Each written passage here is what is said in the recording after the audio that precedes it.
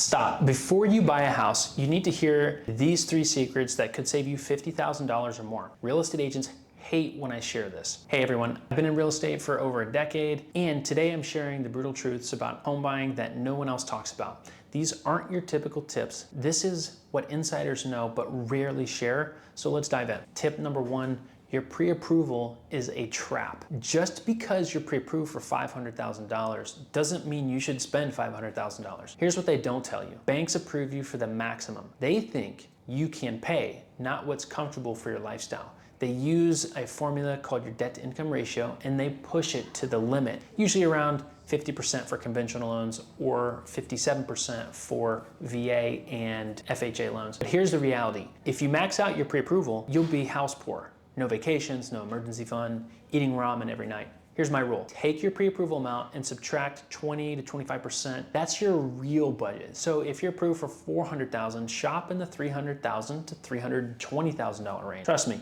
your future self will thank you when you can actually afford to furnish the place and have a life outside of your mortgage payment. Tip number 2, the offer price is negotiable, but so is everything else. There are some negotiation secrets. The second secret everyone focuses on, negotiating the price, but smart buyers negotiate everything else. Here's what you can negotiate that most people ignore. Closing costs. Sellers can contribute up to 3 to 6% of the purchase price toward your closing costs. That's literally thousands of dollars back in your pocket at closing. Appliances and furniture. See a couch you love, a fancy fridge, ask for it. Worst they can say is no. Home warranty. Make the seller pay for a 1-year home warranty. When that water heater dies after 3 months after moving in, you'll be covered completely. Closing date flexibility. If you want more time, offer to accommodate the seller's timeline in exchange for a better price or even more credits. Repairs. After the inspection, don't just ask them to fix things. Ask for a credit instead.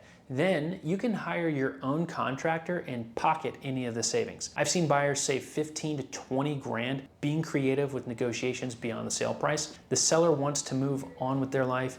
Use that to your advantage. Tip number 3, the inspection is your gold mine. Inspection secrets. Third truth, the home inspection isn't just about finding problems, it's your leverage gold mine. Here's what to do. Hire the most thorough inspector you can find. Yes, they may cost you $100 or maybe even $200 more, but they'll find everything, and I mean everything. Once you get that report, here's the insider move. Separate the findings into 3 major categories. Safety issues, foundation cracks, electrical problems, mold. These are non-negotiables. The seller must fix these or give you a massive credit. Big ticket items like roof needs replacing in 2 to 3 years, HVAC is on its last leg. These are negotiable. Ask for a credit or a price reduction equal to 50, 75% of the replacement cost. Minor stuff, loose doorknobs, small cosmetic issues, don't nickel and dime here. It makes you look difficult. Here's the secret. Here's the secret move nobody tells you. Even in a hot market, sellers hate deals falling through, so use this psychological advantage. Present your repair request professionally with quotes from contractors. Show them you're serious but reasonable. I've seen sellers agree to $30,000 in credits just to keep a deal alive rather than starting over with a new buyer. Tip number 4, timing is everything. Fourth secret, when you buy matters just as much as